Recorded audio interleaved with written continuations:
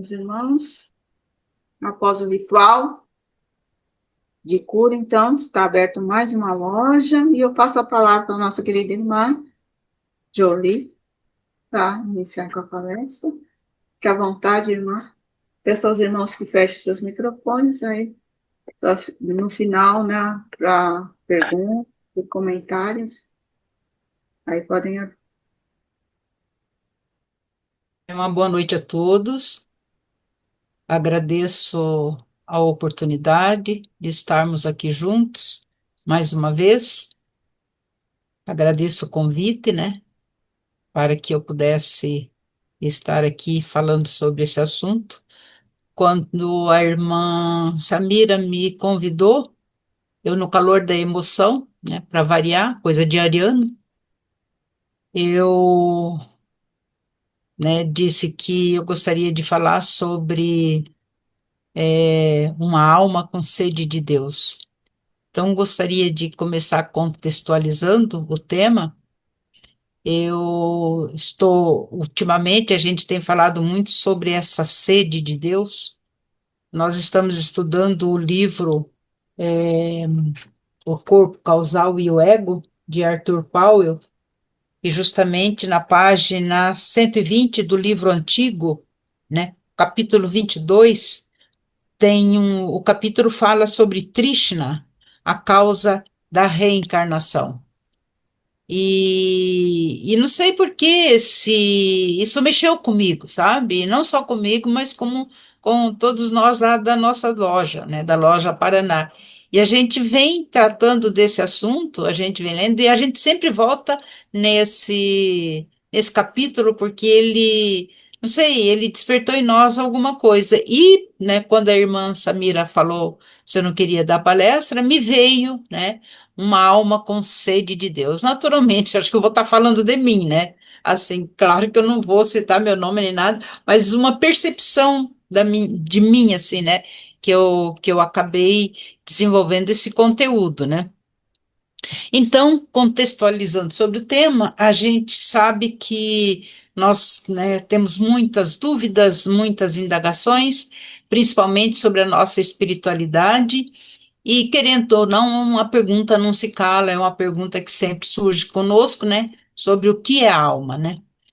Mas há 2000 anos atrás, São Paulo ele deu a seguinte definição, né? Que há em cada homem três grandes divisões, que é corpo, alma e espírito.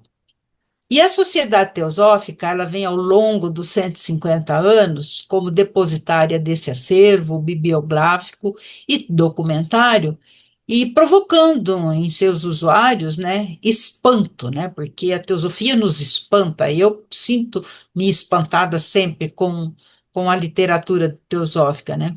É uma literatura singular e é onde a alma é tratada como fazendo parte de um conjunto de sete princípios, né?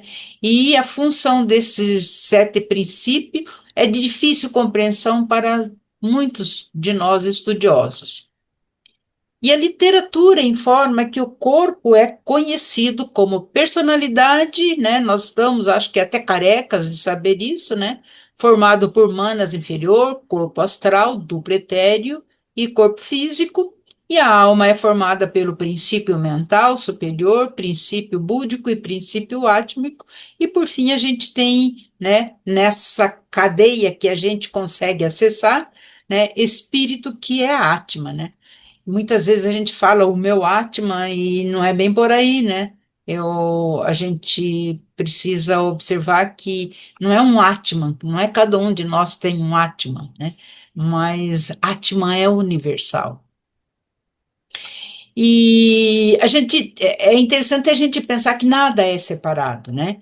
E nesse conjunto que se compõe, criou-se conceitos conhecidos como arupa, né? Que é sem forma, e em contraposição arupa, o conceito rupa, que é com forma. Então, nós conhecemos o nosso corpo físico.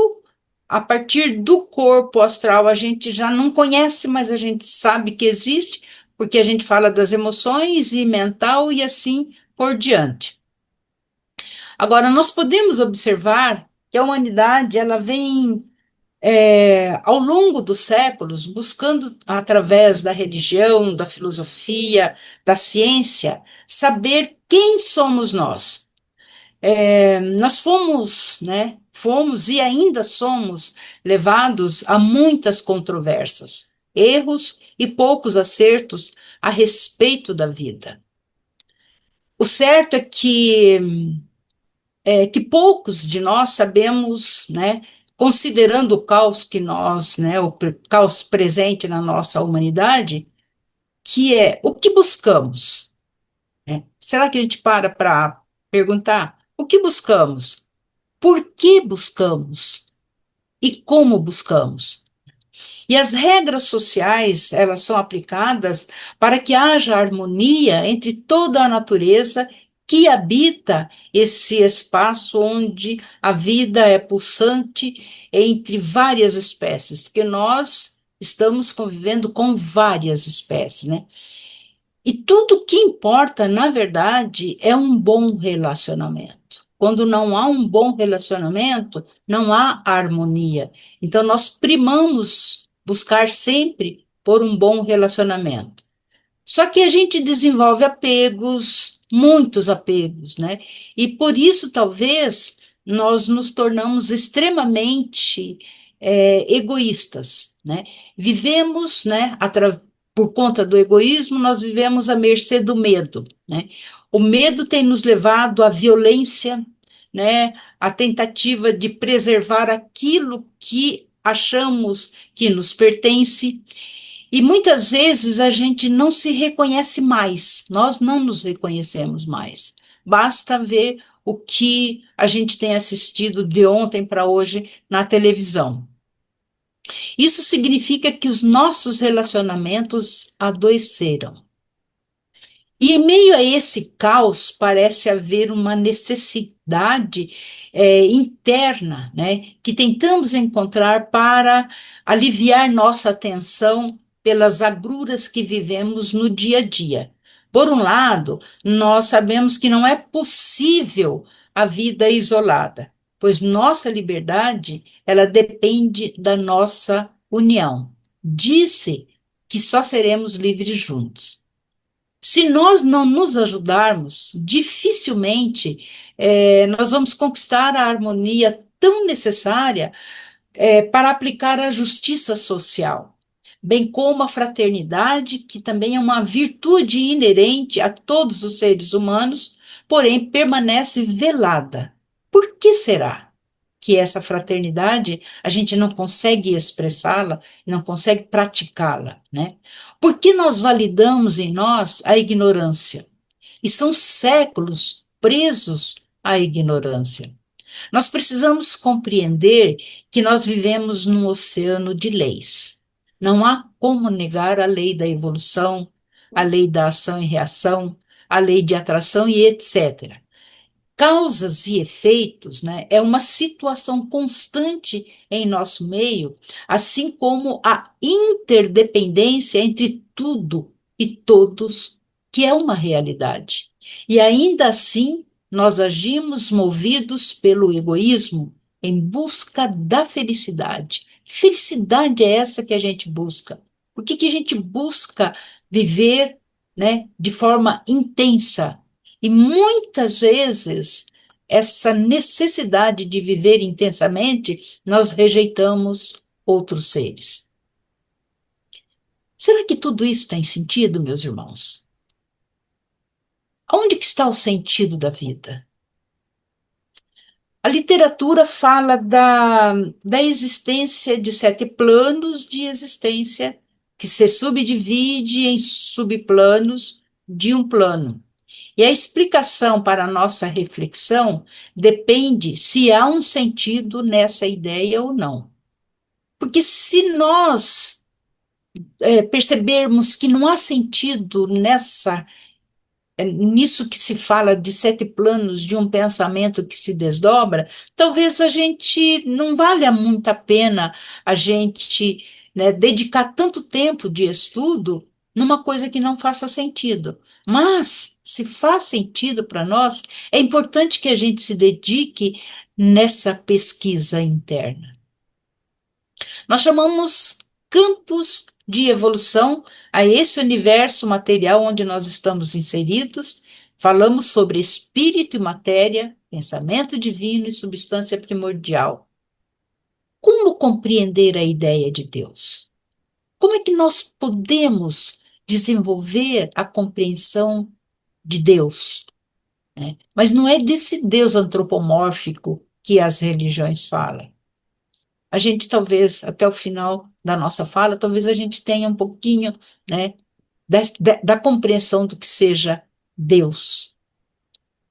Na seção 3, a substância primordial e o pensamento teosófico, o pensamento divino, da doutrina secreta do volume 2, diz o seguinte: o éter, abre parêntese, esse proteu hipotético, uma das ficções representativas da ciência moderna, e que, não obstante, foi admitido desde há muito tempo, fecha parênteses, é um dos princípios, né, um dos princípios inferiores do que chamamos substância primordial, que é conhecido como a caixa, que é um dos sonhos da antiguidade que ora se converteu no sonho da ciência de nossos dias.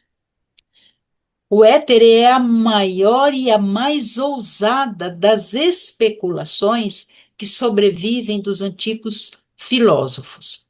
Para os ocultistas, porém, o éter e a substância primordial são ambos realidades. Para o ocultista, isso não é, sabe? Não que conheça na sua integridade, mas falar sobre a caixa, sobre éter, não é uma coisa tão difícil de compreensão. E mais claramente, o éter é a luz astral e a substância primordial é o akasha, o UPAD do pensamento divino. O UPAD quer dizer o quê? Veículo. Quando a gente fala em éter, fala-se que o éter é a forma mais grosseira que o akasha buscou, desenvolveu para que fosse o seu agente. Porque o akasha é extremamente sutil. Então, nessa densidade onde nós estamos inseridos, dificilmente a gente reconheceria o que é o akasha. Então, o akasha, a gente, né, é interessante a gente parar e pensar que toda a forma tem uma consciência. Pode ser a forma mais insignificante que a gente observe, inclusive o mineral tem uma consciência ali. E essa consciência vai se desdobrando. Numa linguagem mais moderna, nós poderia, né, dizer que este último, né, ser chamado, né, ou a caixa, é a ideação cósmica, que é espírito, e o primeiro, substância cósmica, seria matéria. Os dois, o alfa e o ômega do ser, são as duas facetas da existência absoluta, porque existe alguma coisa que seja absoluto. Tem todos os elementos que nós conhecemos vêm de um único elemento, que vai se desdobrando, né? E os antigos, eles jamais se dirigiam a essa última, né, a existência absoluta, sem lhe dar um nome algum, exceto alegoricamente. Ou seja, não, a gente não consegue dar um nome, quando você dá um nome, você antropomorfiza aquela ideia, né? E na mais antiga das raças, né, no caso a raça ariana, a raça hindu, o culto, né, das classes intelectuais não constitui nunca, nunca, como entre os gregos, em uma fervorosa adoração das maravilhas da forma e da arte. Adoração que depois chegou ao antropomorfismo. Ou seja, então tudo aquilo que foi considerado extremamente sutil, o Deus desconhecido, no final das contas, acaba se transformando numa forma, né? O ser humano antropomorfiza, ele chega até um ponto e ele não consegue ir além. E como não consegue ir além, então ele prefere dar uma forma para poder entender aquela forma que ele toca, que ele sente, né, que é a própria matéria, que a gente não conhece o que é a matéria, mas a gente, né, acha que é isso que eu toco, né? Então eu pego aqui um copo, vou tomar até um pouquinho d'água. Eu acho que isto é a matéria, mas não, o copo, a água é a forma da matéria. Mas enquanto, né, o filósofo grego adorava a forma e só o sábio hindu percebia a verdadeira relação entre beleza terrena e a verdade eterna, as pessoas incultas de todas as nações jamais compreenderam nenhuma nem outra coisa. Então, nós estamos à deriva, a gente não compreende muito sobre a vida, a gente não sabe o que é espírito e a gente não sabe o que é matéria. A gente fala que espírito é aquela fumacinha que tem lá no cemitério, no caixão, né, em alguma catacumba. A gente leva a nossa ideia para que aquilo seja espírito, e espírito é uma coisa sagrada, né? Nós precisamos desenvolver a compreensão do que seja. Os lexicógrafos, eles falam de espírito e eles permitem que nos dicionários permaneçam essas definições, esse significado, que na verdade não é. O ocultista, ele sabe que espírito é alguma coisa extremamente sutil, é aquilo que dá força, aquilo que dá sustentação para, né, no caso, vamos falar sobre o homem, né? Então, cada um de nós, né, temos um espírito, a gente vê isso de forma separada, mas na medida em que a gente vai aprofundando os estudos, a gente vai percebendo que Atman não é separado. Quando se diz que a causa primeira, ou incognoscível, é uma força que se manifesta por meio do fenômeno e uma energia infinita e eterna, está claro que não aprendemos senão o aspecto físico do mistério do ser, ou seja, tão somente o das energias da substância cósmica. Ou seja, então, por mais que a gente tente aprofundar nesse assunto, a gente não consegue ter o entendimento completo. E quando a gente tem um entendimento através de uma sensação, de um sentimento, a gente não consegue transmitir aquilo em palavra, porque não existe palavra para definir Deus, não existe palavra para definir Atman. E desde os primeiros tempos da quarta raça, só os helenos haviam se atrevido a erguer publicamente um altar ao Deus desconhecido, né? São Paulo se declarou aos atenienses que esse desconhecido, a quem assim adoravam, era o verdadeiro Deus por ele anunciado, e que não mora em templos construídos pela mão do homem. E o pensamento divino, ele não pode ser definido nem sua significação explicada, exceto pelas inumeráveis manifestações da substância cósmica, na qual aquele pensamento é sentido espiritualmente pelos que têm capacidade para tanto. O que significa isso? Que esse pensamento, ele pode ser definido para aquele ser que já veio, que já reencarnou várias vezes e vai desenvolvendo a habilidade mental para compreender o que seja Deus, o que seja o pensamento divino. E na medida que esses seres eles vão se lapidando, vão se tornando cada vez mais sutis na sua confecção, no seu corpo, em tudo que eles trazem a partir do momento que estão reencarnando, na medida em que isso tudo vai se sutilizando, eles vão subindo as esferas. E como é que nós podemos aprender e apreender toda essa informação? Como que nós podemos ajudar esses mestres, né, de sabedoria nesse trabalho? A gente não precisa ser um mestre para fazer o que ele faz, mas a gente pode pensar como ele faria e a gente tentar fazer o mais próximo possível, porque é a forma que a gente está encontrando para também fazer a autolapidação. E o que que acontece? A pergunta ela não cala. Mas o que é essa sede de Deus? Onde está isso? Onde reside essa sede de Deus, né? O ocultista, ele sabe que ele não nasceu do ventre materno. Nós sabemos que nós não fomos gerados, né? Que esse é um recurso da natureza, né? Quando a gente vai, né, parar no ventre materno, né? Porque não tem outra forma da gente compreender a manifestação da vida, a materialização da vida, né? E a gente veio da onde? De onde viemos? Aonde nós estávamos antes de estarmos aqui? E o que nós buscamos? Será que nós sempre existimos? São perguntas que são fadadas a acontecer a todos nós, né? E dentro de nós, sem dúvida, há uma necessidade de encontrar Deus.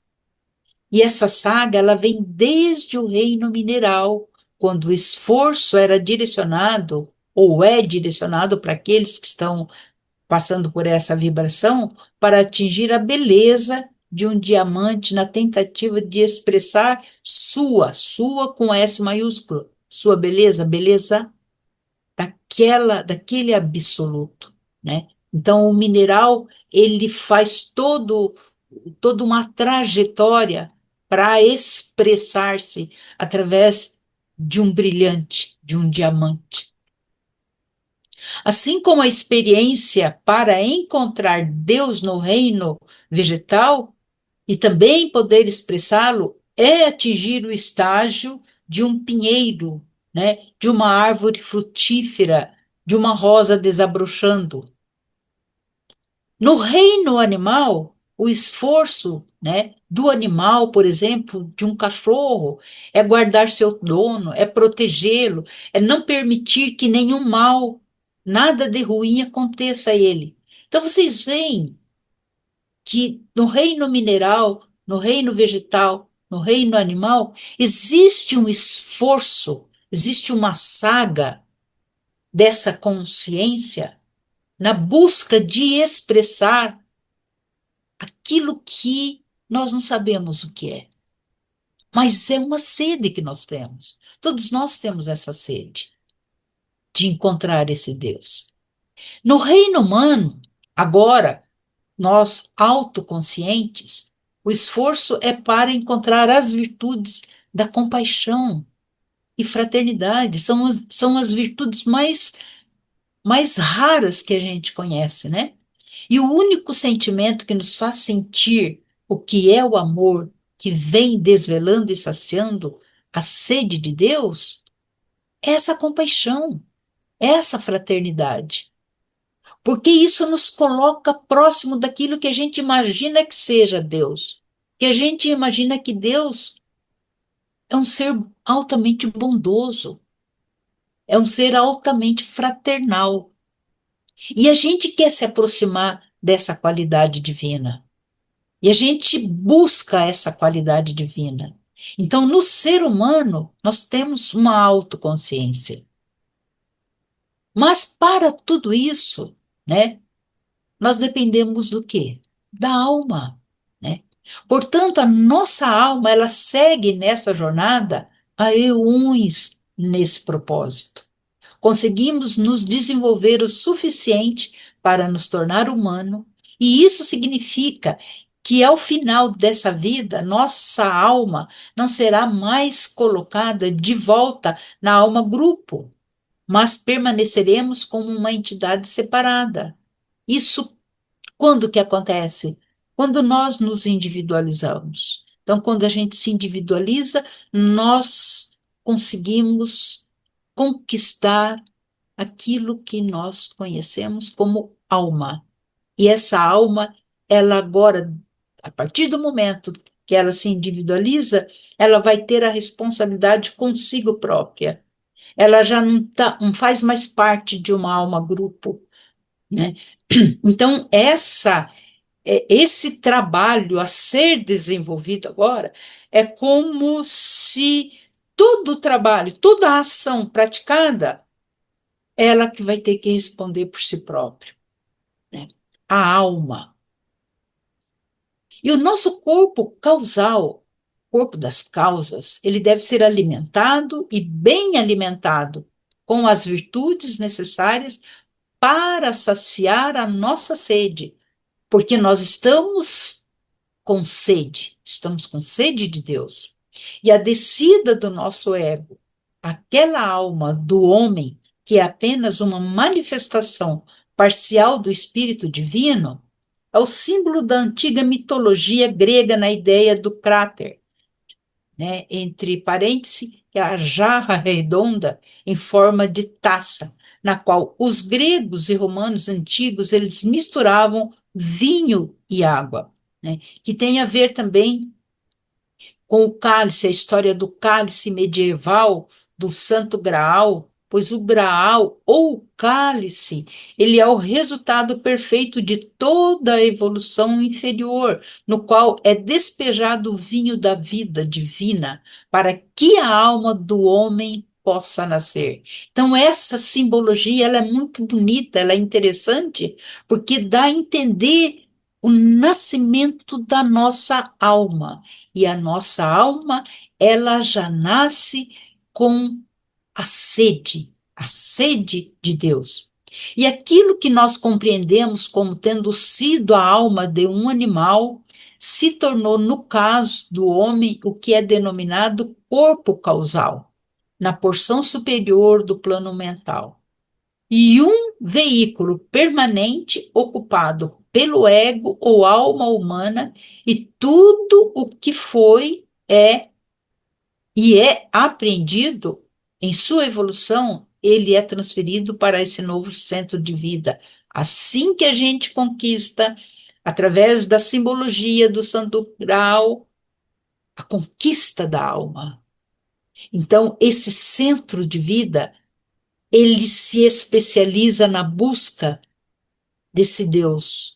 E ele busca matar essa sede. É o desejo que ele tem. E esse desejo traz muitas vezes a reencarnar no planeta. A nossa alma, enquanto tem essa sede de um Deus, ela precisa estar no controle do corpo físico, emocional e mental concreto. E dessa forma, de alguma forma, no caso, nosso corpo físico, né, ele está totalmente desenvolvido. O corpo ele chegou à sua maestria, nosso corpo físico. E por isso, supostamente, ele foi conquistado, porém, ele deve estar inteiramente sob o controle da alma. Então, é como que se esse corpo está, né, assumiu essa construção, chegou até nesse ponto, então a partir disso há uma inteligência que o faz ficar à mercê da alma. Então, é preciso que a gente veja essa possibilidade do controle da alma sobre o nosso corpo físico. O nosso corpo astral, ele também já está totalmente desenvolvido. Ele está desenvolvido, mas ainda está longe de ter o controle perfeito.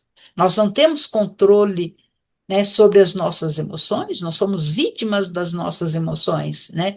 Nossas emoções, elas nos guiam com certo desgoverno, são desgovernadas nossas emoções, é como um cavalo selvagem que pode disparar com seu cavaleiro e levá-lo a lugares assim, ao qual ele não deseja ir. Por quê? Porque nós não temos controle, e a nossa alma ainda não tem o controle sobre o nosso corpo emocional.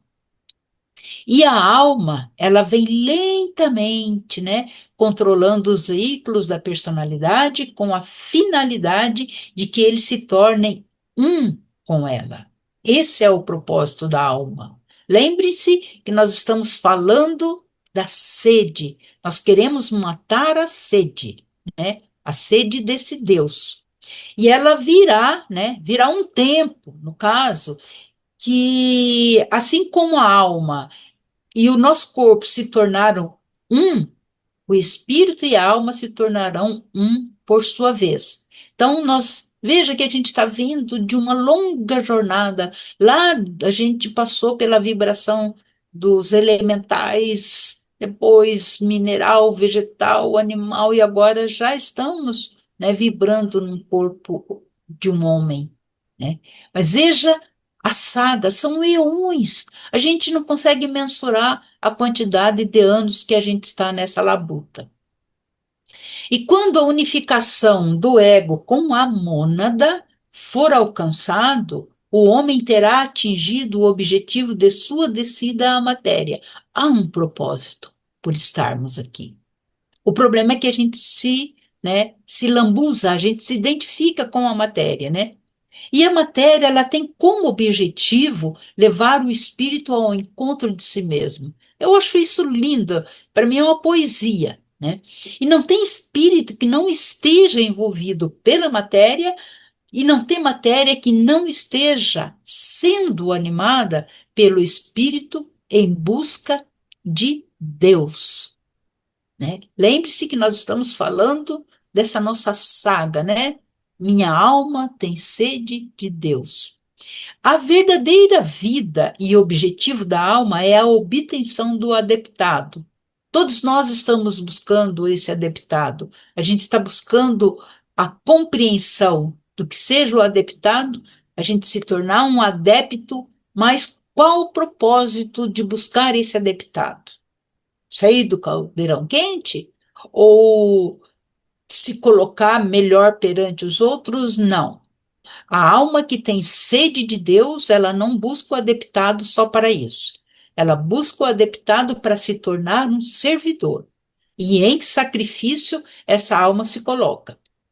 E essa condição da vida do homem o leva a saciar essa sede de um Deus. Por isso, ela mergulha na matéria, vibrando nos reinos inferiores, desenvolvendo poderes e consciência. Para isso, a gente está. Ao longo da nossa jornada, essa saga vem de há muitos séculos, eões, milênios, a gente tentando saciar essa sede, né? A gente adquirir a consciência. Qual o nosso propósito nesse imenso espaço conhecido como o sistema solar? Tomar mais um pouquinho d'água. O nosso corpo mental, ele está em processo de desenvolvimento, né? E seu crescimento, ele está ainda muito longe de ser concluído. Nós estamos arranhando o mental abstrato. E quando nossos três veículos estiverem subordinados à alma, o eu inferior terá sido absorvido pelo ser superior, né? E o ego, a alma, terá dominado o homem. Esse é seu propósito. Toda alma busca isso. Talvez nossas dores são provocadas porque ainda não conseguimos saciar a nossa sede, porque estamos equivocados pela nossa ignorância, sempre buscando um Deus antropomórfico. Há um momento de lucidez na vida de todos nós, que é quando nós percebemos ou sentimos que há um Deus, né? Infelizmente, em nós ele está adormecido, e o nosso coração palpita por acordá-lo, e para isso nos cabe ter merecimento exercitando as virtudes.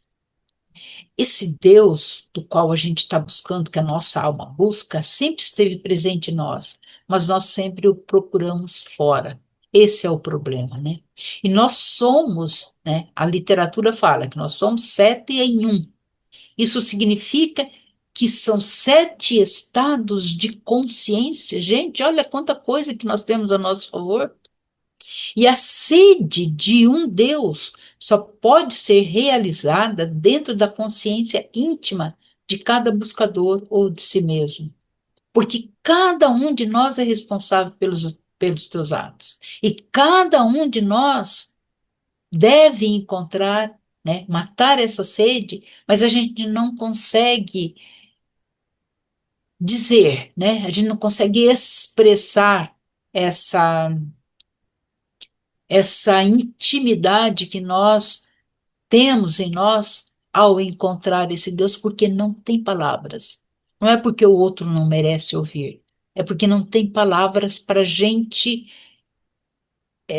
falar, né? Dizer, definir. Não tem palavras para que a gente possa falar que Deus é isso. Matei a minha sede, porque é assim. A gente só consegue mostrar como exemplo através das nossas atitudes. E quando nós pensamos ou falamos num Deus, nós estamos falando em transcendência, né? Transcendência é a capacidade de ir além dos limites, seja na experiência física, mental ou espiritual. E o conceito ele abrange a ideia de superar fronteiras, alcançar estados de consciência superiores através de práticas como meditação, contemplação ou o ato de buscar um propósito, excelência superior.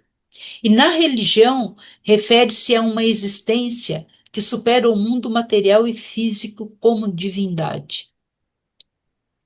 Mas por que nós buscamos a transcendência? Em que momentos a transcendência acontece? Quais são seus efeitos? A nossa alma é um fragmento da alma universal. E parece que há momentos em que ela sente a necessidade de misturar-se a essa alma cósmica universal. Há momentos que sentimos essa sede, que a gente percebe que tem alguma coisa além. Talvez possa acontecer quando, num momento de verdadeira compaixão e fraternidade, sentimos nosso coração pulsar no ritmo do universo. É quando o cálice transborda e esse vazio precisa ser preenchido ou encontrado. O buscador então percebe que o vazio é pleno, nihil ou nada, né?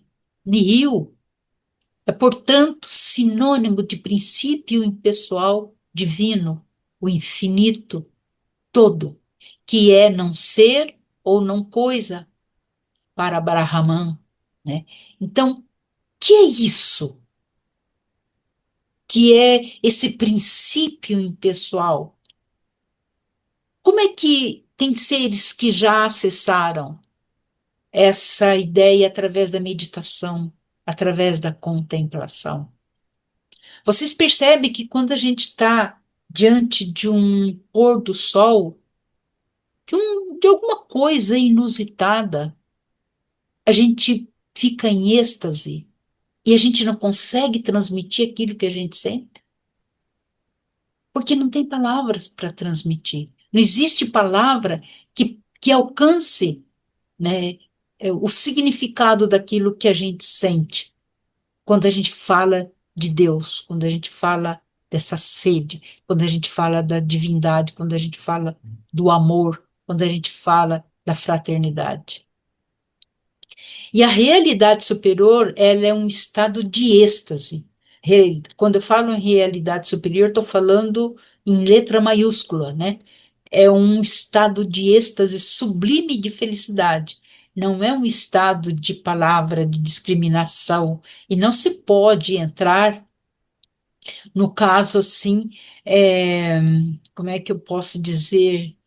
Não pode se entrar nesse estado por meras declarações respeitantes a ela. Então, do jeito que eu estou falando aqui, eu estou empolgada, eu estou, sabe? Mas não é isso.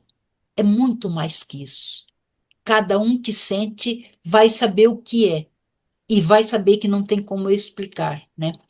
O Tathagatas, né, aquele que conquistou a verdade, ele tem uma forma melhor de ensinar, porque pela autorrealização da sabedoria nobre.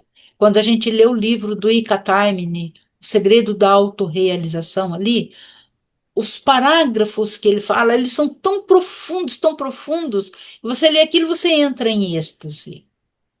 Mas depois a gente acaba esquecendo, a gente, né, tem o dia a dia para viver e a gente acaba esquecendo daquele momento inusitado e ele não volta mais. Aquele momento não volta. Poderá voltar outro, mas aquele não. Na Voz do Silêncio diz o seguinte: não podes percorrer o sendeiro antes que tu tenhas te convertido no próprio sendeiro. E este sendeiro, ele é mencionado em todos os tratados místicos. Neste sendeiro, a qualquer lugar que a pessoa se dirija, aquele lugar converte-se no próprio eu de alguém. Tu és o sendeiro, tu és a luz. Para que a gente consiga dar esses passos nessa senda, buscar tudo isso do qual a gente fala, então a gente precisa passar por certas iniciações. Elas estão longe, pelo menos de mim está muito longe, eu não sei quando que eu vou conseguir acessar tudo isso daí. Mas fala-se que a primeira iniciação, sotapana, que é aquele que entrou na corrente, trata-se do homem que já se separou do mundo, embora viva no mundo, nada mais lhe pertence. A segunda iniciação tem a ver com Sagadagami, que é literalmente aquele que receberá nascimento somente mais uma vez. Pensa, nós aqui já nos arrepiamos quantas encarnações ainda que a gente vai ter que vir. E o Sagadagami é aquele que já, né? Ele só vai reencarnar mais uma vez. A terceira iniciação, o Anagami, que é aquele que esgotou todo o karma e as paixões e não nascerá mais no mundo dos desejos. A quarta iniciação é do Arhati, aquele conhecido como digno, o capaz, o venerável, o perfeito, aquele que saiu vitorioso da provação. E a quinta iniciação é do Asseca, aquele que já não tem mais nada a aprender nesse mundo, porém se mantém junto à humanidade para poder ajudá-la, porque esse é o propósito. A gente sair do caldeirão quente para viver lá no Nirvana em, em plena harmonia, né? Não é esse o propósito. Aquele que tem sede de Deus, ele faz questão de, de, de, de ele se elevar, de conquistar a quinta iniciação, mas ele faz questão de retornar, porque ele quer ajudar a humanidade. Ele quer ser um discípulo avançado do Mestre. Agora nós vamos refletir sobre Trishna, quando a gente falou no começo, né? Trishna, que é aquela sede, que é a razão pela qual o ego procura reencarnação. E a razão primeira e essencial para a reencarnação está na vontade cósmica, né? Que se imprime sobre. Opa, desculpa, caiu aqui. Me deu calor. A vontade cósmica que se imprime sobre o ego, né? Aparecendo nele como um desejo ou manifestação. Em obediência, o ego copia, né? O ego copia a ação do Logos e faz descer sua própria emanação para os planos inferiores. Então, veja que a literatura ela é providencial. Quando a gente lê a respeito da manifestação do Logos, então a gente está falando dessa vontade que ele tem em vir a manifestação, oferecer o seu corpo de luz para que a quantidade de formas possam evoluir. E a gente copia essa vontade do Logos. Existe em cada um de nós essa vontade que o Logos tem, que em nós, é claro, não é essa vontade ferrenha, mas é um desejo ainda um pouco meio, né, fraquinho, mas a gente já está começando a desenvolver essa ideia. Porque a gente vem, quando a gente retorna, a gente vem através das reencarnações, movidas pela vontade que a gente conhece do Logos. Não é à toa que a gente vem. E esse desejo ele é conhecido em sânscrito como Trishna. ou sede. E é a sede cega pela vida manifestada, o desejo de encontrar alguma região onde o ego possa se expressar e receber impressões e impactos exteriores que são os únicos a fazê-lo consciente de que vive e sentir-se vivo. Então, esse desejo, Trishna, esse desejo que a gente tem em vir para o plano e desenvolver.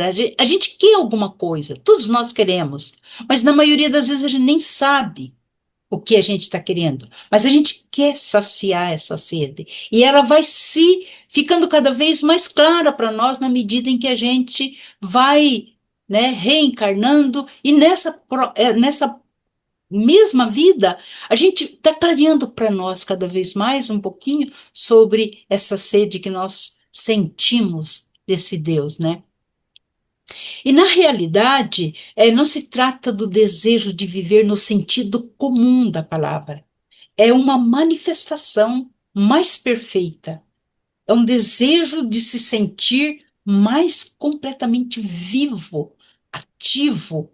É um desejo dessa consciência completa que envolve o poder de responder a todas as vibrações possíveis que vêm de cada plano circundante, de forma que o ego possa atingir a perfeição da solidariedade, da fraternidade, isto é, sentir com.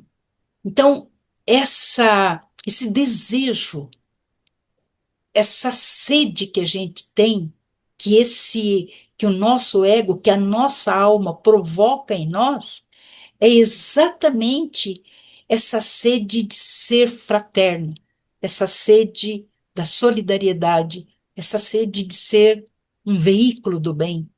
Então, isso está em nós. E aos poucos vai surgindo, a gente vai tendo a percepção disso. E para o ego, não é uma pressão externa, né, que leva o homem a votar a encarnação. Ele vem porque deseja vir. Haverá um momento que a gente vem porque desejamos vir e ser esse veículo. E enquanto nele permanecer qualquer desejo de alguma coisa que só o mundo pode lhe dar, ele vai querer retornar. Porque nós temos o corpo completo aqui. Porque nós temos o corpo físico, o corpo astral, o corpo mental, o corpo búdico, o corpo monádico, o corpo átmico e o corpo átmico. Nós temos os 7 corpos aqui. Então é esse momento que a gente tem que estar atento e aproveitar cada segundo da nossa reencarnação. E ele não é forçado. Quando a gente vem, quando a gente começa a despertar em nós essa sede, ele não é forçado, ele não é contra a sua vontade o retorno para este mundo, né, de sofrimento, mas é a própria fome que ele sente que o traz de volta. Essa intensidade dessa fome, dessa sede que o traz de volta, para ele ser esse sendeiro, para que ele seja essa luz. E nós podemos encontrar analogia no corpo físico, quando o corpo, né, alimenta, quando o corpo, o alimento, né, do corpo é consumido, é inteiramente assimilado, o corpo quer mais alimento e torna-se faminto. E ninguém precisa forçar o homem a comer. E ele busca o alimento e ele come porque ele deseja, que é o que nós vamos chegar no momento da nossa trajetória na vida e querer fazer. A gente vai querer voltar, porque a gente agora quer ser um instrumento da fraternidade, né? E da mesma maneira, enquanto o homem ele for imperfeito, enquanto não tiver assimilado tudo que o mundo pode lhe dar, utilizando tudo inteiramente de forma que nada mais deseja no mundo, ele retornará ao nascimento. Enquanto a gente não saciar essa sede, enquanto a gente não se tornar esse veículo do amor, o veículo da fraternidade, a gente vai ter que retornar para a gente se aprimorar nesse propósito, digamos assim. Então, Trishna pode ser concebida como uma das formas pelas quais a lei universal de periodicidade se manifesta.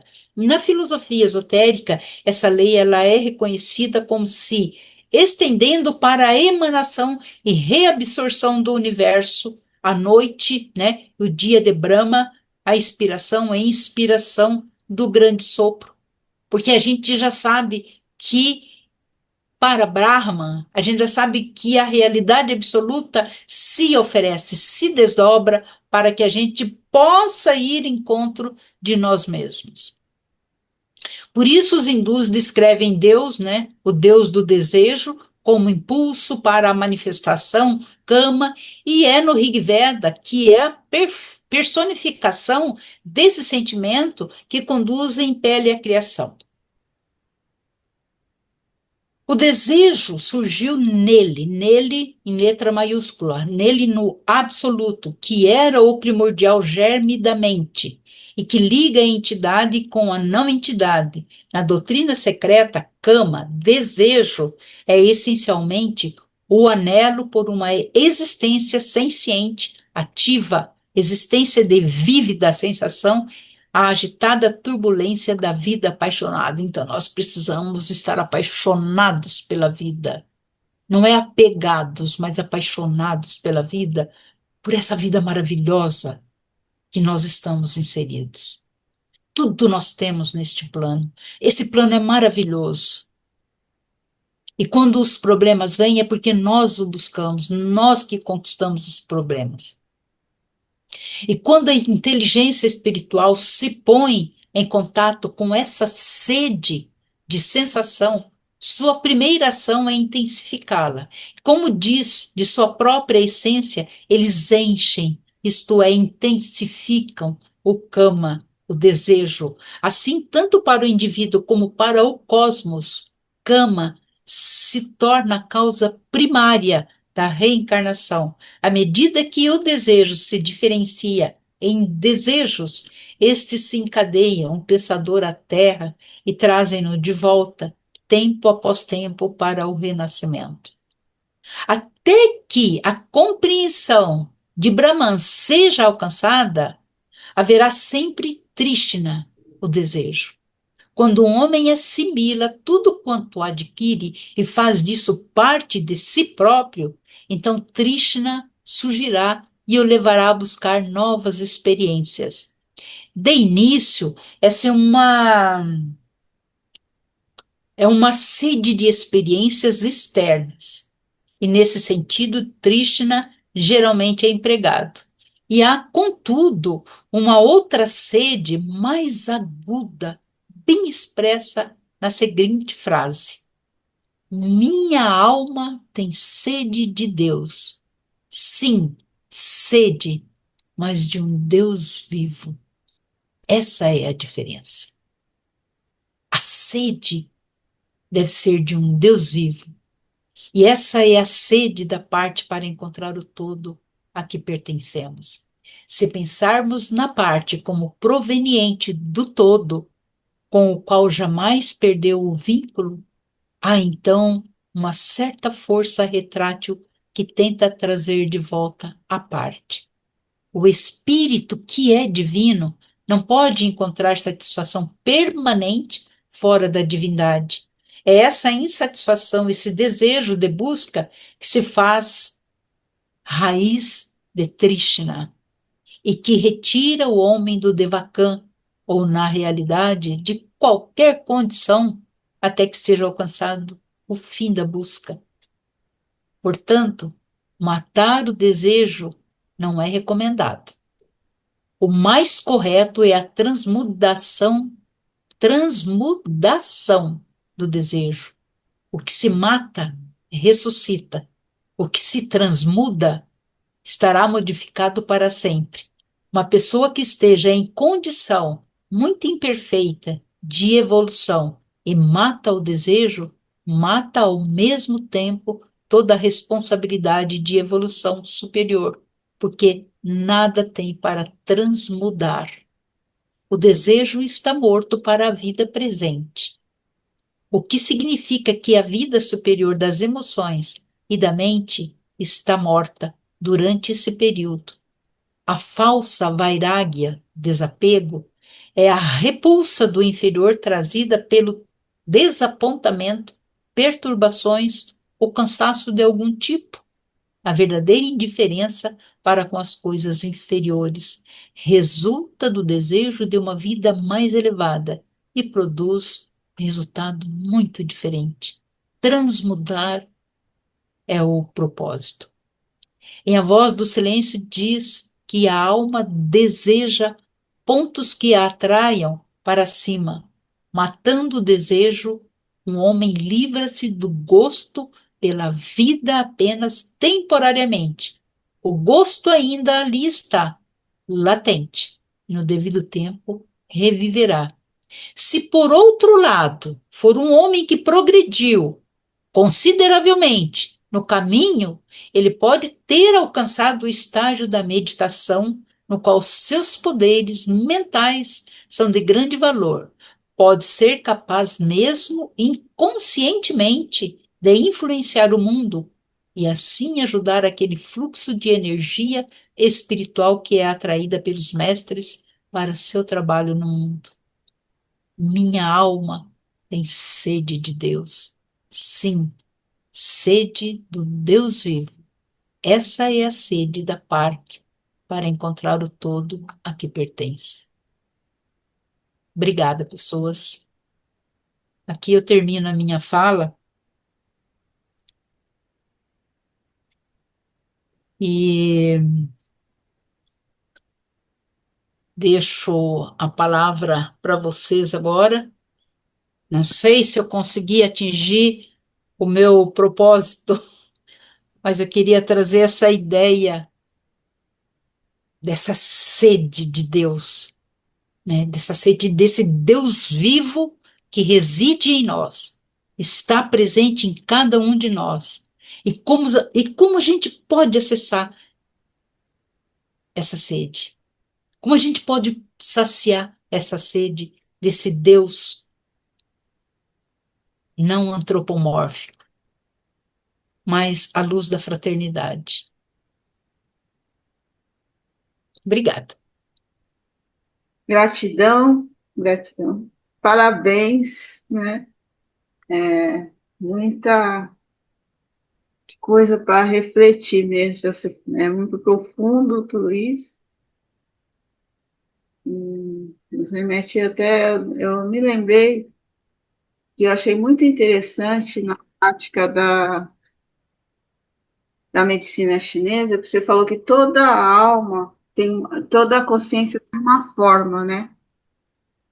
E todos os órgãos, com suas formas, têm as suas consciências.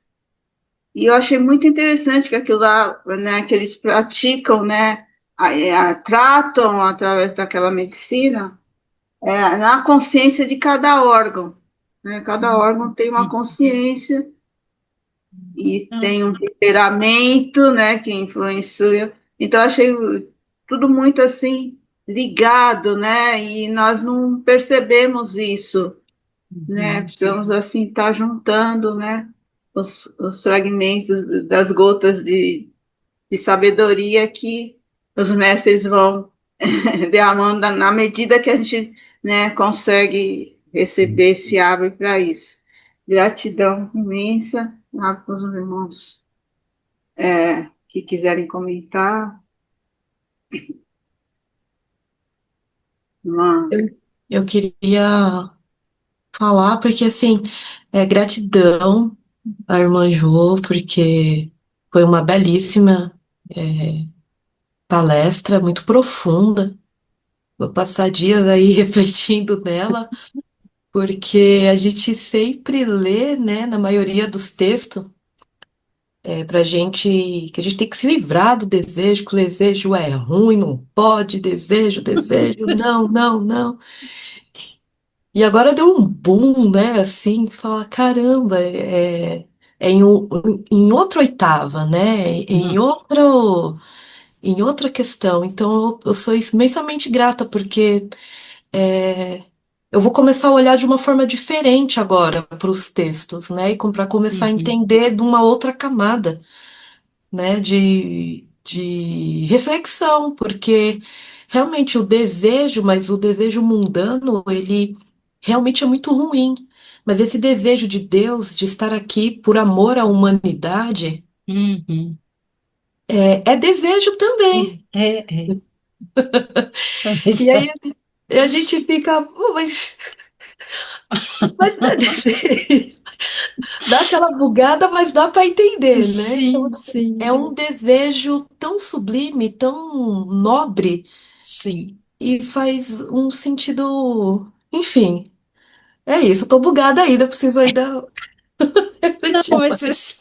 você sabe que é porque a gente está estudando esse livro já há quase 2 anos. Tem gente que já, ai, eu não aguento mais esse livro, não aguento mais esse livro. E eu falo assim, gente, tem coisa importante aqui, nós não podemos, sabe? Porque é uma leitura cansativa, é densa, porque são minúcias, minúcias, minúcias. Mas quando eu li isso, eu já tinha lido esse livro há alguns anos atrás. Quando eu li, eu falei, como assim? Como desejo? Eu tenho que ter desejo para voltar? Como assim? Eu quero mais é sair desse negócio aqui. Né? Isso aqui tá, sabe, tá acabando com a minha vida, esse negócio. É muito sofrimento, isso aqui. Mas daí eu fui meditando, fui refletindo, falei, cara, olha a diferença daquilo que a gente compreende. Quando a gente compreende, ele faz uma diferença gritante. Porque eu falei, sim, eu não tenho como sair daqui porque eu não tenho poder para isso. A única coisa que eu tenho que fazer em mim é fazer com que esse desejo ele esteja em mim. Ele tem que estar em mim. Mas por quê? Qual o objetivo? Aí eu comecei a lembrar daquele livro da Anne Besant, A Sabedoria Antiga. Aí tem lá, logo, tem um capítulo que fala do auto-sacrifício do Logos. Aí eu fiquei envergonhada, eu falei, paz, o auto-sacrifício do Logos, ele se auto-sacrifica, ele oferece o corpo dele, tudo. Eu falei, eu não ofereço nada. Daí que eu entendi. Eu falei, eu posso sentir desejo de vir, mas de fazer um papel diferente, não me identificar com os prazeres da vida. Muito pelo contrário. Oferecer o meu corpo também, oferecer esse físico, essa mente, essas emoções para ajudar outros seres a entender o que eu estou entendendo. Então, o seu depoimento foi ótimo, muito obrigada. Eu consegui passar, então. Essa era a ideia, sabe? Porque quando a Samira falou, me veio assim, sabe? A Ariano fala as coisas que vem na cabeça, assim, né? Não pensa. Daí eu pensei, minha alma tem sede de Deus. Eu falei, pronto, agora ferrou. Como é que eu vou desenvolver essa ideia? Sabe? Aí eu vim aqui, peguei o livro de novo e eu tô com ele aqui, sabe? Comprei, eu até sugiro a vocês que foi lançado agora, sabe? Pela editora Teosófica, o Olha, livro, né? O Corpo Causal e o Ego. Gente, é maravilhoso esse livro. Ele dá uma, ele dá um, Um sabe, boom. dá um boom, sabe? É maravilhoso. Eu sugiro que todo mundo devia comprar esse livro para ler. Mas desculpe, já falei demais. A Irmãos, irmã é uma poetisa. Posso falar? Pode? pode falar, irmão. Pode? A irmã é uma poetisa. A irmã nos revelou aqui ideias profundas de uma maneira altamente poética. Eu gostei da forma como a irmã coloca, né? Agora, para quem pratica a yoga usa a yoga não tem nada de poética, né? A yoga é técnica, né? Uhum. E a questão do desejo, né? A questão do desejo, ele está colocado nos kleshas da yoga, né? Que é uma das causas da dor e do sofrimento. E o yogi busca se libertar de cada um dos kleshas, dos 5 kleshas, que é a ignorância, desejo de atração, desejo de aversão, identificação com os veículos e a sede de viver, o Trishna ou o Tanya, né? Então, eu confesso que sou um ignorante, embora pratique a Raja Yoga há mais de 15 anos, né? Então, conheço muito pouco, mas eu tenho um pouco de experiência em compartilhar aquilo que eu venho passando, né? E Vairaja é uma coisa extremamente maravilhosa, porque é um soltar daquilo que nos faz sofrer. E ao soltar, automaticamente a gente se integra na corrente da vida divina, da vida una. E aí aquilo que era desejo se transforma numa imensa compaixão a tudo que vive, a tudo que sofre, sabe? É uma coisa maravilhosa e a gente passa a viver.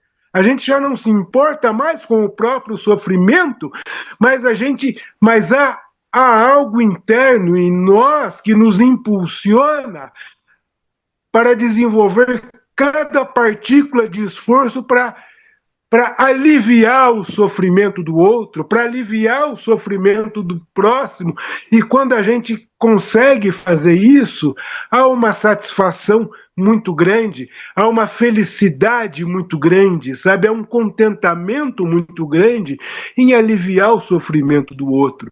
E eu acho que é isso que a irmã tentou nos transmitir nessa sua mensagem de a sede de Deus, essa sede de unificação com essa vida una, porque o outro deixa de existir, tudo passa a ser um, e isso é uma coisa maravilhosa. Sim. Uhum. O Emmanuel Levinas, ele traz um pensamento assim, que a gente precisa olhar para o outro e não falar do outro. E quando ele fala isso, é uma coisa que me faz refletir muito, porque na medida em que você vai desenvolvendo esta sede de Deus, né? Mas é uma sede de um Deus vivo, não é nada fora, é uma coisa íntima tua. Esse Deus, né? Esse Cristo, né? Não importa o nome que se dê, está dentro de você. E quando você respeita a si próprio e respeita o outro, o que acontece? Na medida em que você precisa estar aqui, você vai estar feliz, contente. Porque eu te pergunto, quem de nós pode sair daqui a hora que quiser? Nós temos como sair desse plano a hora que a gente quiser?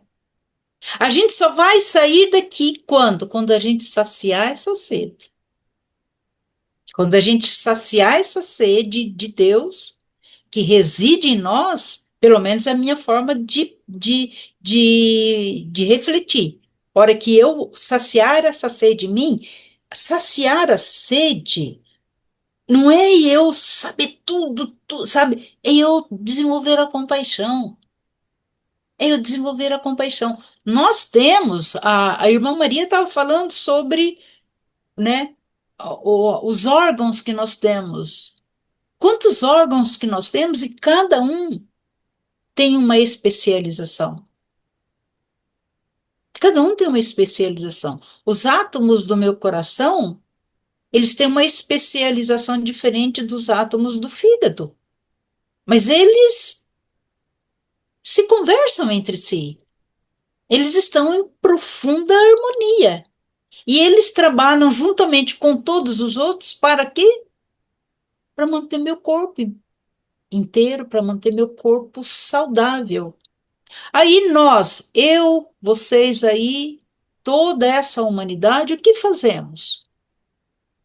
Nós também estamos unidos para manter essa humanidade unida. Então, quando Emmanuel Levinas fala que o outro não existe, que o outro, quando eu falo do outro, eu estou falando de mim, porque eu só sei que o outro existe, ou melhor, eu só sei que eu existo porque o outro me deu essa condição de saber da minha existência. Aí nós somos uma unidade. E se eu posso, de alguma forma, matar a sede que eu tenho, no sentido de despertar em mim a fraternidade, a gente não precisa se prender a nada, não precisamos nos prender a isso, aquilo. A literatura fala assim, não, tudo bem, a literatura fala tudo, e nós fazemos o que com o nosso coração, com aquilo que eu sinto? Então, eu na minha cabeça, sabe, no meu modo simples de pensar, eu acho que saciar essa sede é eu me tornar. Eu não preciso ser o mestre, eu não preciso ser o discípulo avançado, mas eu posso pensar como eles pensam, eu posso fazer como eles fariam. E para isso nós temos uma mente, né? Nós temos uma mente que a todo momento está ligada. Então, se eu, né, estiver atenta a esse movimento, né, desse Deus interno, desse Deus vivo que reside. Se eu olho para uma pessoa, eu não vejo o físico dela, mas eu vejo aquilo que está dentro dela é diferente. Então eu posso fazer alguma coisa por essa pessoa.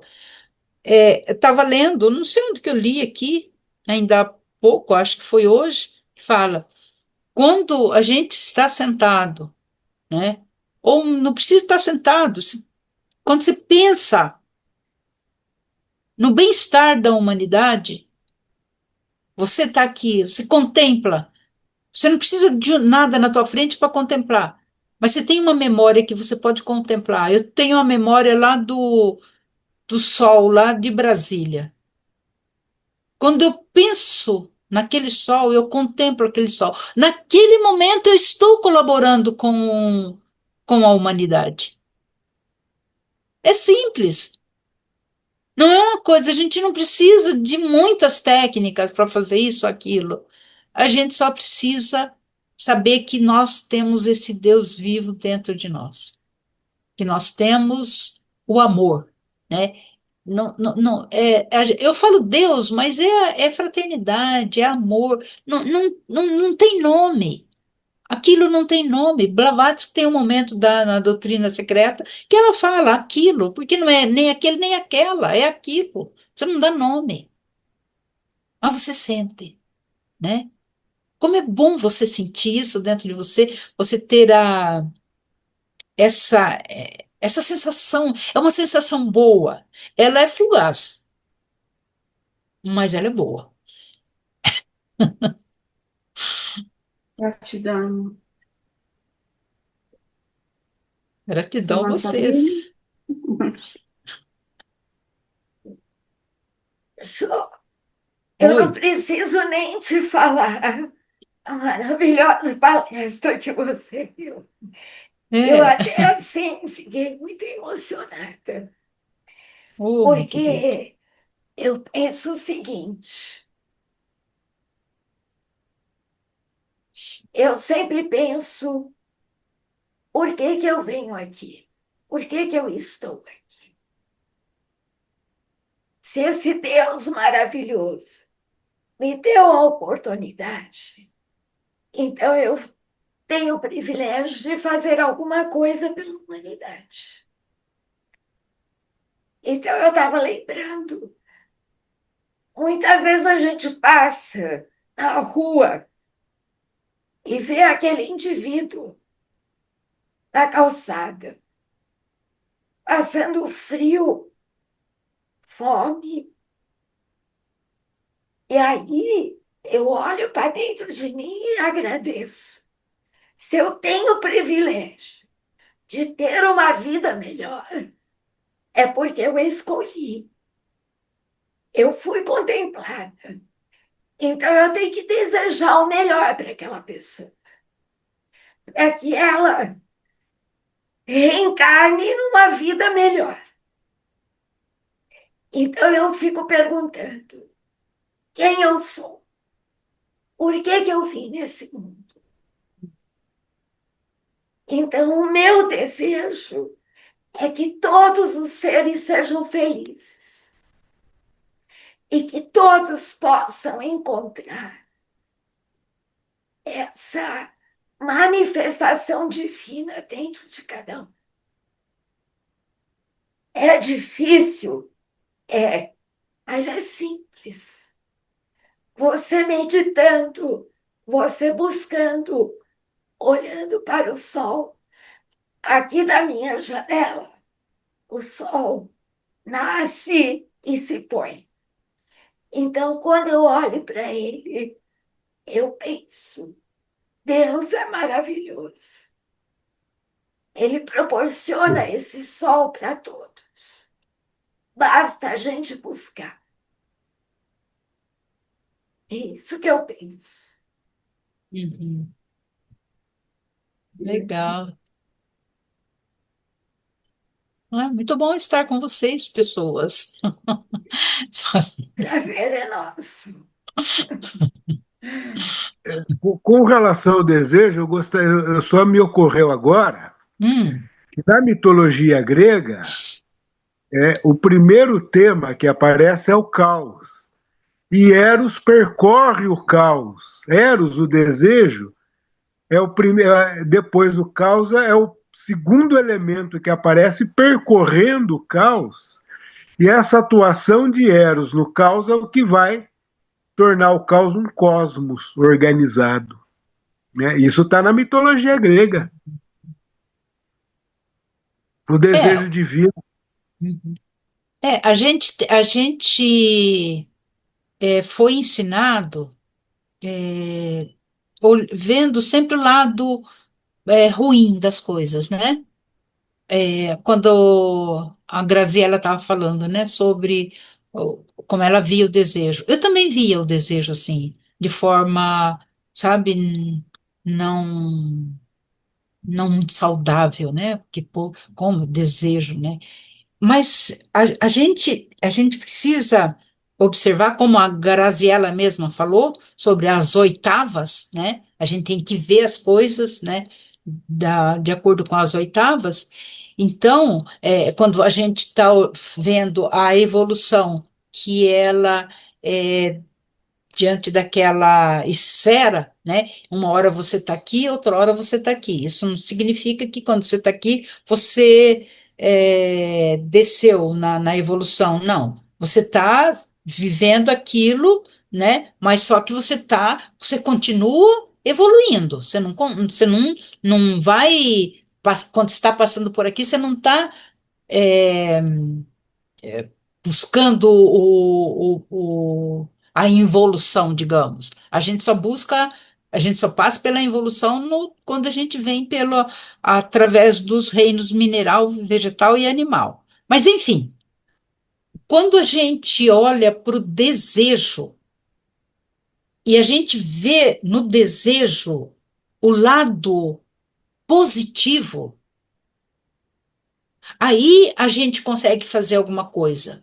Porque se a gente não ver o lado positivo nas coisas, a gente se torna é, uma presa daquelas ideias erradas que nos foram passadas. Então, nós não podemos ter desejo. Como? Se tudo, né, é uma possibilidade de movimento, né? O desejo, ele se movimenta, ele nasce aqui numa coisa menor, mas ele está se movimentando. Ele também vai agregando outras coisas boas e vai também evoluindo. Então, o desejo em si, ele só pode ser ruim quando eu sou egoísta, quando eu quero só para mim. Mas quando a gente fala no desejo, desse desejo que, que a literatura traz, está falando de um desejo que vem através de uma vontade. É uma vontade logóica. Gente, como é que o Logos viria à manifestação se não fosse a vontade dele? Não viria, não teria como. Mas nós somos um Logos? Ainda não. Mas nós estamos em treinamento. Ou vocês duvidam disso? Nós estamos sendo treinados a ser um Buda, a ser um Logos, a ser uma galáxia. Então, quando a gente olha para esse lado da questão, aí a gente observa que esse desejo ainda é tacanha em nós, porque nós não aprendemos ainda. Nesse processo de vai e vem da evolução. Então, uma hora a gente está aqui, outra hora a gente não está, uma hora está aqui, outra hora não está, mas é nisso aqui que a gente está circulando. Então, uma hora eu estou aqui, outra hora eu estou aqui, outra hora eu estou aqui, outra hora eu estou aqui. E esse desejo, ele vai mudando a razão dele, desde que eu faça as minhas escolhas. Porque o Logos, ele não compulsa, ele não vai falar para você, olha, agora você vai crescer na marra. Não, ele deixa aí, ó, tá aí, ó, tá aqui, nós estamos aqui, ele tem um corpo de luz, nós estamos nesse corpo de luz. E esse corpo de luz, eu posso acessar ele a hora que eu quiser, eu posso acessar. Desde que eu não faça para mim. Eu não posso, nesse trabalho, nessa necessidade de matar a nossa sede, nós não podemos em nenhum momento ser egoístas. Não é o nosso trabalho o egoísmo. Por isso que quando, né, o desejo de comer um prato de pudim, eu tenho intolerância à lactose, mas eu resisto ao pudim? Não resisto, gente. Aí eu vou lá, como o pudim, passo mal para danar, é um absurdo. Pergunto se eu aprendi. Eu não aprendi ainda. Quando eu vejo pudim, eu vou lá, sabe? Esses dias meu marido trouxe um prato de pudim. Eu falei, ai, Murilo, não faça isso comigo. Eu resisti, porque estava numa semana bem difícil aí. Eu resisti, mas nós, a gente não resiste. E eu não posso viver sem o pudim? Posso. Todos nós podemos. Mas, mas a identificação com o prazer é uma coisa muito difícil. É muito difícil. Então, está na minha memória o prazer, o sabor do pudim. Então, eu vou lá e me lambuzo no pudim. Aí eu falo, não tem problema, eu passo mal. Mas vai um dia que eu vou passar muito mal, pode ter certeza disso. Aí eu tenho certeza que eu nunca mais vou comer. Mas eu preciso dessa experiência. E eu preciso dessa experiência várias vezes. Porque a gente não aprende de primeira mão. Nós não aprendemos de primeira mão, porque nós nos identificamos e nós trazemos o samskar, né? Esse pensamento que nós temos das coisas que a gente tem coisas que a gente viveu lá, não sei aonde, em que milênio a gente viveu, está aqui em nós, está registrado nos nossos átomos permanentes. Eu parei de comer carne nessa vida. Não sei se em outras eu tentei, mas nessa vida eu parei de comer carne, não como carne de jeito nenhum, já faz quase 50, quase 40 anos. Mas está nos átomos o registro dessa experiência. Na próxima vida, se eu tiver, né, se essa sede de Deus que eu estou falando aqui, se ela for verdadeira em mim e me levar a nascer numa família de yogis, numa família de teósofos, vai ser diferente. Mas se eu não tiver esse mérito, eu vou nascer numa família de carnívoros. E aquilo vai ser reacendido porque está nos meus átomos permanentes. Estão aqui esse registro. Krishnamurti diz que foram 40 vidas que ele ficou sem comer carne. Então, em todos nós tem esses registros. E a gente não consegue deixar esses registros para trás numa primeira vida. Será que não foi? Será que não é agora que a gente começou a despertar alguma coisa? Então, eu não posso, eu não vou me jaquitar uma pessoa evoluída. Não faço essa jactância. É muito perigoso. Porque se você falar isso, vem o teste imediato. Então eu prefiro ir devagarzinho, eu prefiro ir matando essa sede aos poucos, sabe? Na medida em que eu tenho condição, eu mato a sede aqui, mato a sede ali. Eu sei que eu vou retornar. Antes, eu tinha só me arrepiava só em pensar em reencarnar. Eu não queria de jeito nenhum. Minha mãe disse que eu nasci, quando eu nasci, eu chorava que eu não queria estar viva. Eu não queria estar aqui. E eu cresci, sabe? De certa forma, com essa tendência a não a querer morrer. Eu sempre quis morrer. Ah, eu quero morrer, sabe? Aí, hoje, depois, né, com esses estudos todos aí, faz pelo menos uns 10 anos, 10 para 15 anos, que eu comecei a mudar a minha forma de pensar. Em pensar, não, hora que eu morrer, se eu tiver a oportunidade de retornar, eu quero retornar uma pessoa capaz. Eu quero retornar para ajudar. Eu quero ser eu não quero ser um ser humano daqueles que aparece nas, sabe? Vou lá na rede social, sabe? Encho uma sacola de coisa. Não, não quero isso. Mas eu quero poder colaborar, ajudar, sabe? Nem que seja uma pessoa. Não quero eu não quero, eu já não tenho mais aquela rejeição ao retorno. Eu tinha muita rejeição, eu não queria saber. Nossa Senhora. Eu pensava, nossa, eu vou ter que escutar pagode. Espero que ninguém tenha nada contra pagode, mas eu acho, nossa senhora, escutar pagode de novo? Não, não. Tem que ir em barzinho, ai, não quero, não quero. Aquilo me arrepiava, sabe? Hoje eu vou com minhas filhas, quando elas, mamãe, sabe, fazer aniversário em tal lugar, sabe? Então, eu já não me sinto aquele tipo de pessoa assim especial, sabe? Não, eu tenho que estar no mundo, eu tenho que estar no mundo e tenho, sabe? Eu não preciso pertencer a ele, mas eu tenho que estar no mundo. Então, acho que eu estou bem mais feliz hoje do que antes, sabe? Boa noite, irmã. Parabéns, Oi, irmã querido. Jo. Eu assisto suas palestras direto na 7h30 no site da Sociedade Teosófica. Obrigada. Uma vez você falou sobre o Logos, que você falou assim, um dia você vai ter um Logos, né? Você pode ter, porque tem um carro que chama Logos, você sabe disso, né? Um carro antigo. Eu acho assim, a gente nessa vida aqui, quando a gente não quer ter desejo de alguma coisa, também uma forma de desejo, até às vezes mais ávida do que você Sim, falar.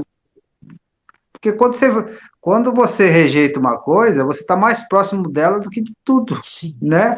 Talvez uma pessoa que Uhum. não nem está pensando nessas coisas está longe dessas coisas, entendeu? E É quanto mais a verdade. gente. Quando quanto mais às vezes você faz repulsa de uma coisa, cada vez você está mais perto dela. Sim, sim, sim. É verdade, é verdade, é verdade. É, então é assim, até esse desejo de querer se iluminar, de ser Buda, de não comer carne, de reencarnar, isso é desejo também, né? Sim, sim, Entendeu? sim. Aí olha, eu vou te falar uma coisa para você. Esse tempo atrás eu estava na Praça da Sé, eu vi fui agachar para amarrar o sapato. Aí quando eu olhei assim, tinha um rapaz, um senhor assim, um morador de rua, e ele estava assim olhando para o céu e não se mexia. Tava um frio, frio, frio. Aí eu fui para frente lá na banquinha, comprei um doce, fiquei olhando, ele não se mexia. Uns 15, 10, 15 minutos olhando para o céu. Enquanto os outros moradores de rua estavam lá, brigando com um, brincando, gritando, tomando uma, etc. Então eles ainda estavam lutando com a vida.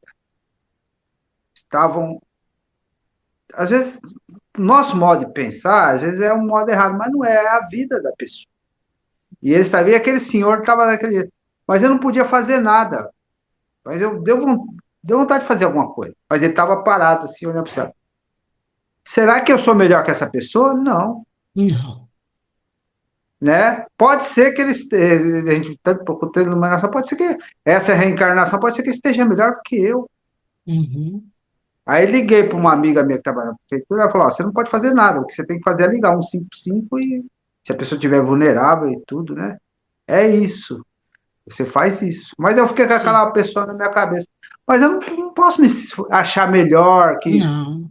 que numa outra reencarnação ele vai vir, não precisa ter aquela vida. Porque isso é um fenômeno. Isso não é um verdadeiro ser de Uhum. ninguém.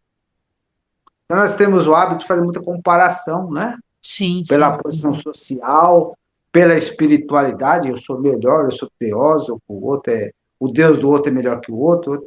Nós vivemos nesse burburinho. E sabendo que eu e o outro é uma coisa só. Não tem Sim. diferença. Não tem diferença. Agora, é, agora, eu achar que essa ausência de desejo é um desejo emplacado na gente. Está Uhum. dentro da gente. Não quer desejar. Não, desejar às vezes é necessário. Porque às vezes a gente acha que desejar, a gente relaciona muito a sexo, a comida, essas coisas. Não. Se Uhum. você deseja fazer o bem ao próximo, ter um empreendimento, uma profissão, pagar as dívidas kármicas que a gente tem neste mundo, e cada um sabe a sua dívida kármica. Uhum. Eu Uhum. sei. E essa eu não conto para ninguém, a não ser para Deus. Uhum. Uhum. Então, mesmo aquela pessoa que fala que eu não tenho nenhuma dívida kármica, pode fazer uma autoanálise que ele tem. Todos nós temos. E aí, se não der para pagar tudo, pagou Não, mas não uma dá. folha do carnê, né? Aí deixa para depois, né? Sim, Entendeu? não É se igual o pessoal faz. falando das pessoas aí que está acontecendo essa efeméride negativa aí dessas Uhum. mortes no Rio e tudo. As pessoas, não, porque eu sou melhor, porque aquele é bandido, porque eu não sei o que, não sei o que. Não, nós somos todos Não, iguais. não, somos Perante todos Deus, nós iguais. somos todos iguais. Obrigado, viu, irmã? Desculpa, falei muito. Imagina, não, imagina. Não, mas essa tua reflexão ela é interessante, porque sem o desejo a gente não faz nada. A gente não É, anda. Sem desejo não há construção do ego. O ego, ele depende, né? Todo esse arcabouço que nos leva a transitar nessa vida, é preciso do desejo para a gente formatar esse ego. Senão, se você pegou esse desejo, se você pegou esse desejo e transformou ele em algo positivo para fazer o bem ao próximo, sim, sim, sim. né? Porque, veja bem, a preocupação é a pior coisa, porque você se Uhum. preocupa. A ocupação você pode se ocupar com qualquer coisa, até Sim, com sim, sim. esferaiada. Agora, a ocupação positiva que traz resultado, igual a sociedade teosófica, ela traz resultado. Muita pessoa pensa que não, mas é passo a passo.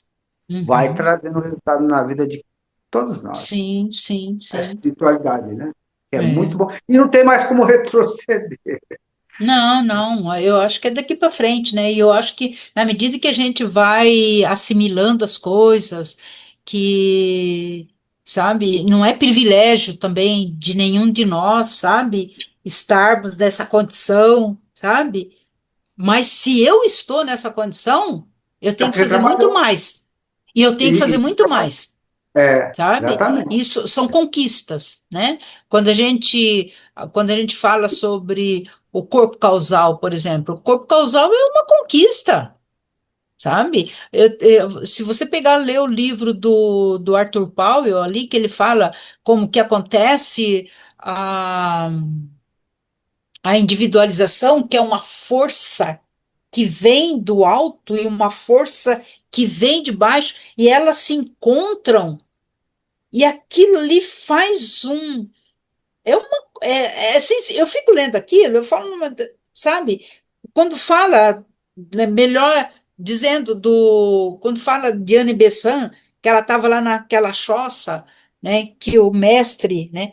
Põe ela no colo, assim, era um animal felpudo, e no momento em que que o mestre chega na choça, vem uma flecha, é ficção, parece que é, mas eu consigo compreender. Aí aquela flecha ia atingir mortalmente o mestre, e o mestre segura ela. No momento em que ele olha nos olhos dela, ela se individualiza.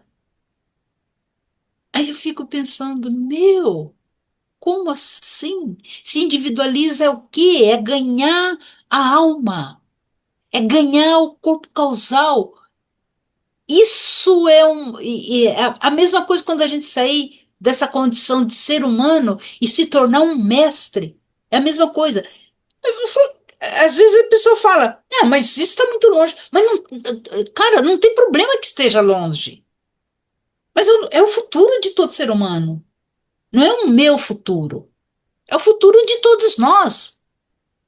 E eu não posso, sabe, pensar nisso. E eu não posso investir. Investir em que sentido? Não é parar a minha vida agora, eu quero me tornar um mestre. Não é nesse sentido. Mas é eu me tornar uma pessoa melhor. Com qual objetivo? Se eu me torno uma pessoa melhor com o objetivo de ajudar o outro, porque na medida que essa mão recebe, essa doa, é esse o propósito do ser humano. E naturalmente você vai galgar os degraus necessários. Mas você não precisa estar pensando e trabalhando para aquilo. Mas você não pode negar que você pode fazer o trabalho. Você pode fazer, você deve fazer. Por que não? Ah, não, eu vou deixar correr solto. Não, eu não vou deixar correr solto, não. Se eu posso fazer uma coisa boa hoje, é hoje que eu vou fazer. Tem um Nós povo temos o que. hábito também de passar para o outro, para terceirizar, né? Às vezes não é uma coisa Sim, que a gente está fazer. A gente fala, não, pode deixar que o São Francisco vai fazer, o São Benedito, sim, ou o sim. meu irmão, não. Se der para você ir lá fazer, se der, né? Também não É, pode tem, tirar o tem, karma. tem umas pessoas que me julgam assim. Eu não sei se é por causa desse meu temperamento. Se eu tenho que fazer uma coisa hoje, eu vou fazer hoje. Eu não deixo para amanhã. Aí tem gente que fala: mas você não precisa fazer hoje, porque você ainda não está preparada. Tudo bem, não estou preparada, mas eu vou tentar fazer isso hoje. Não, mas não vai adiantar. Não tem problema, não vai adiantar, mas eu vou fazer hoje. Porque eu não vou deixar para amanhã aquilo que eu posso fazer hoje. Por que que eu acho que tem que, para mim, eu tenho que ser assim? Porque a vida você não tem que dar um passo na direção de nada, não é um passo. Você não tem que andar, mas você tem que pensar, e a tua mente ela é poderosa. Você realiza a todo momento. Se eu for esperar eu crescer para fazer aquilo, não quero esperar eu melhorar nisso. Eu tenho que fazer agora, é agora.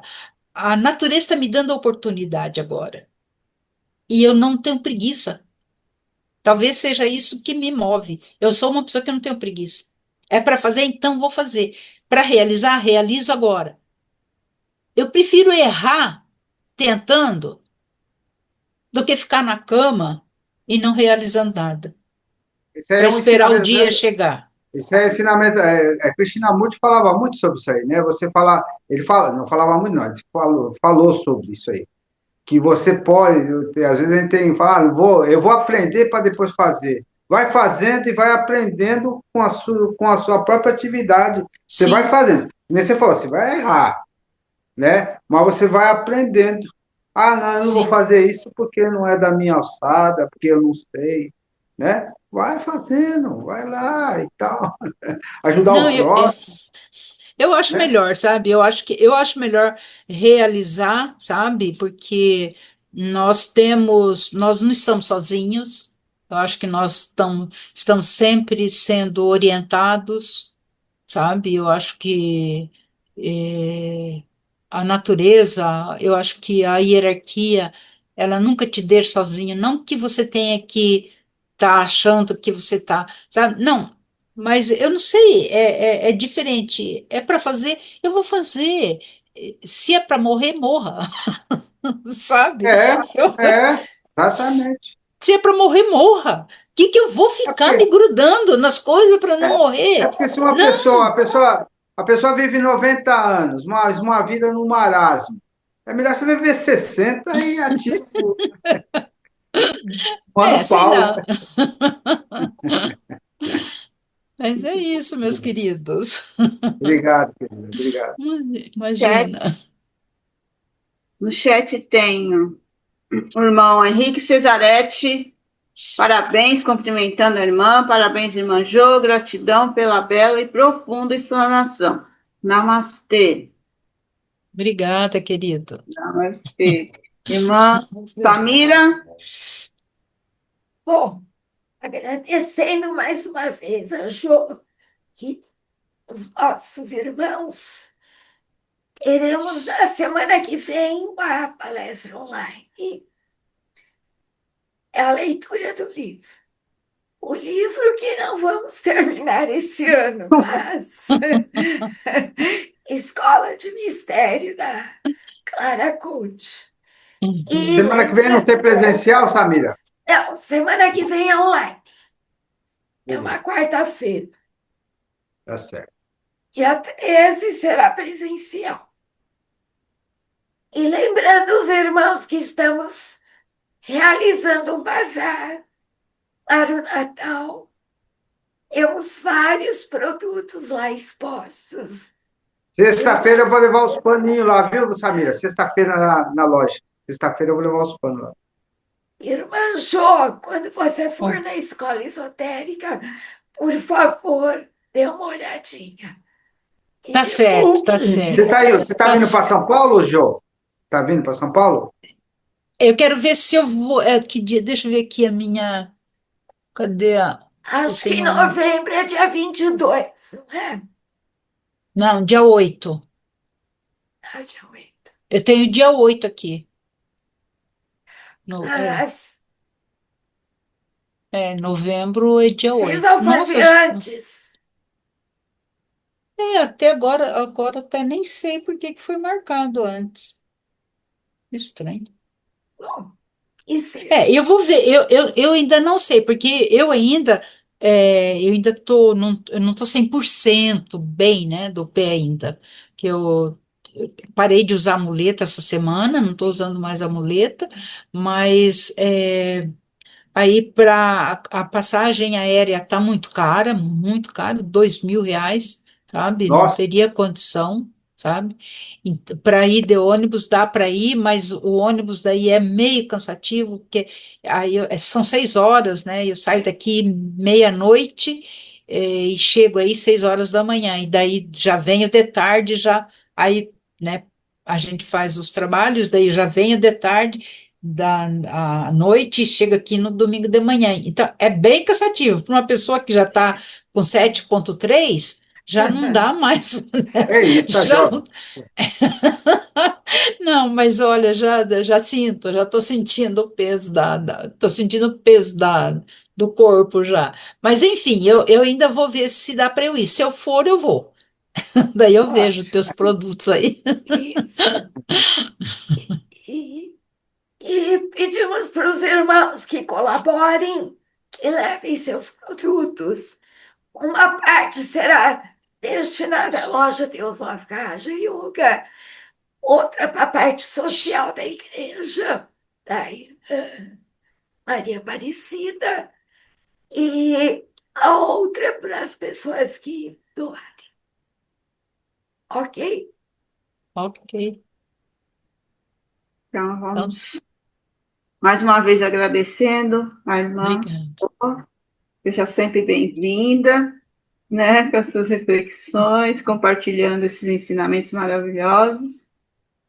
Bem, vamos encerrar com o mantra da unidade de Universo. Ó vida oculta que vibras em cada átomo, ó luz oculta que brilha em cada criatura, ó amor oculto que tudo abranges na unidade. Saiba todo aquele que se sente uno contigo, que ele é por isso mesmo uno com todos os outros. paz, paz, paz. Que todos tenham paz, que todos sejam felizes, que todos tenham paz e que todos sejam muito, muito felizes. Om Shanti, Shanti, Shanti. Gratidão, gratidão. Namastê. Gratidão, meus Gratidão queridos. a todos os irmãos. Obrigada a todos, tá? Um Ah, abraço vou- forte a todos. Amo vocês. Nós também. Nós que agradecemos e amamos você também. Seja sempre bem-vindo. Tchau, meus Tá. irmãos. Boa noite. Tchau, irmã Samira. Tchau, boa Tchau, noite, pessoal. gente. Obrigada, Tchau, gratidão, pessoal. Jô. Obrigada, tchau. Obrigada. Tchau. Até uma próxima, se a vida permitir. Muito obrigado. Até.